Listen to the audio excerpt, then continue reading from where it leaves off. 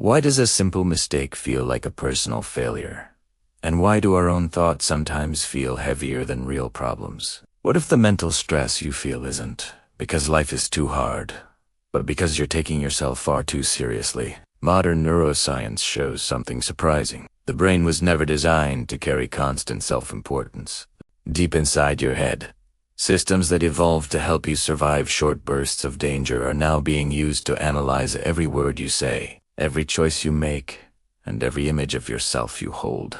When you take yourself too seriously, your brain treats everyday moments as high-stakes threats. At the neurological level, this starts with the default mode network, a system active when the mind turns inward. This network is responsible for self-reflection, memory, and imagination. It's powerful and useful, but when overactive, it creates rumination. The brain keeps replaying stories about me, my image, and my importance. Research shows that excessive activity here is linked to anxiety, depression, and chronic stress. Not because self-awareness is bad, but because too much of it becomes mental noise. Another key player is the amygdala, the brain's emotional alarm system. When you take yourself too seriously, small social cues are misread as threats. A neutral comment feels like rejection. Silence feels like judgment. The amygdala reacts as if your survival is at stake, releasing stress hormones like cortisol. Over time,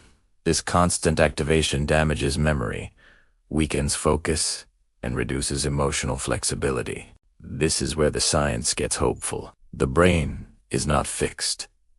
Neuroplasticity means your neural circuits are shaped by repeated patterns. When seriousness dominates your inner world, your brain strengthens pathways linked to fear, control, and self-protection. But when you introduce lightness, perspective, and psychological distance, different networks grow stronger. The prefrontal cortex, responsible for reasoning and emotional regulation, starts calming the alarm systems. Psychology adds another layer. Taking yourself too seriously often comes from a distorted sense of identity. We confuse the story we tell about ourselves with who we actually are. But memory itself is not a recording. It is a reconstruction. Each time you recall a moment, the brain rewrites it slightly. This means the version of you that feels so serious is already a flexible creation, not a solid truth. From a medical science perspective, chronic seriousness has physical effects.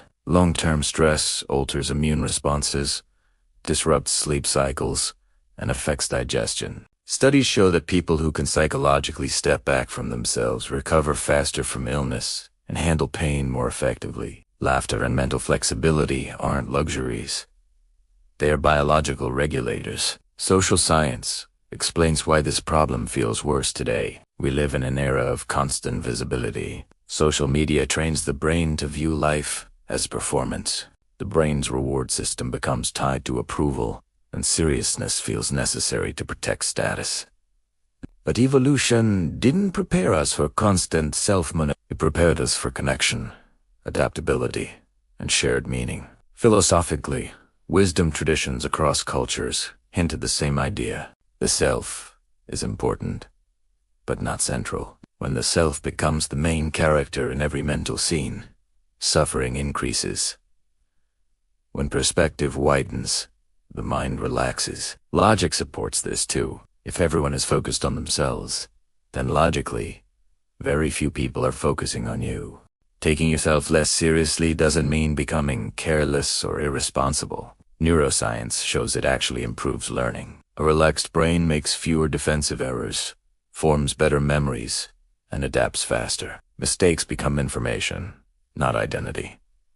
This is the core shift your mind needs. Not less effort, not less ambition, but less unnecessary weight placed on the idea of me. When that weight drops, clarity rises. And this is only the beginning of what happens when the brain learns to loosen its grip. Think about a moment when you laughed at yourself after making a mistake. Notice how quickly the tension left your body. That wasn't just emotional relief. That was your nervous system shifting states. Studies show that when we reframe an error with humor or perspective, the brain reduces threat signaling and restores cognitive balance. In simple terms, your mind learns that mistakes are safe to process. Real life gives us constant examples. Children learn faster than adults, not because they are smarter, but because they don't tie errors to identity. A child falls, adjusts, and tries again. An adult falls and thinks, "What does this say about me?" Neuroscience confirms this difference. Adults activate self-referential networks more strongly, while children rely more on sensory and learning circuits. One powerful tool to reduce seriousness is psychological distance. When you describe a stressful event in third person, the brain activates regions linked to reasoning rather than emotion. Instead of saying, "I failed," saying, "This situation didn't work," changes how memory is stored. The event becomes data, not a threat. Over time, this rewiring improves emotional regulation.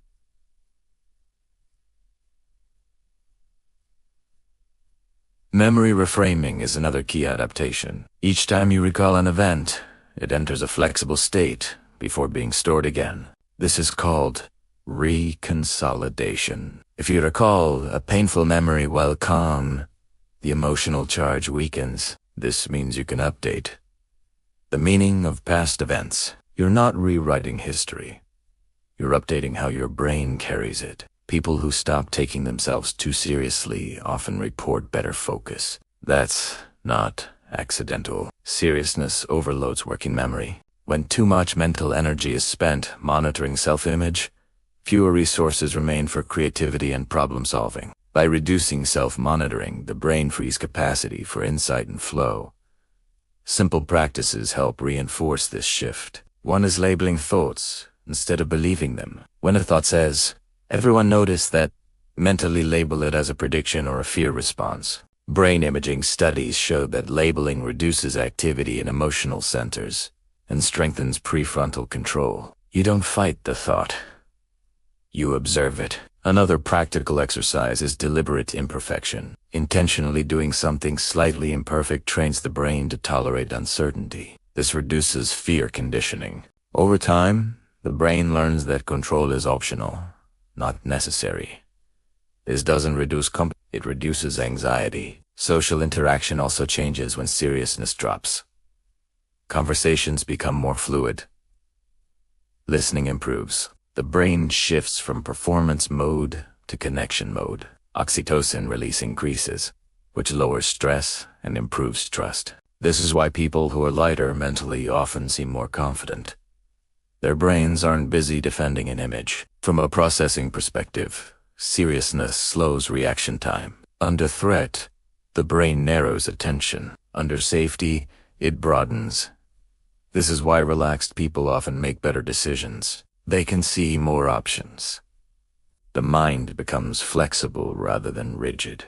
Even wisdom traditions align with this. Humor, humility, and perspective appear again and again as signs of maturity. Neuroscience supports this by showing that experienced brains rely less on emotional reactivity and more on pattern recognition. Wisdom isn't knowing more. It's reacting less. When you practice these tools consistently, your brain adapts.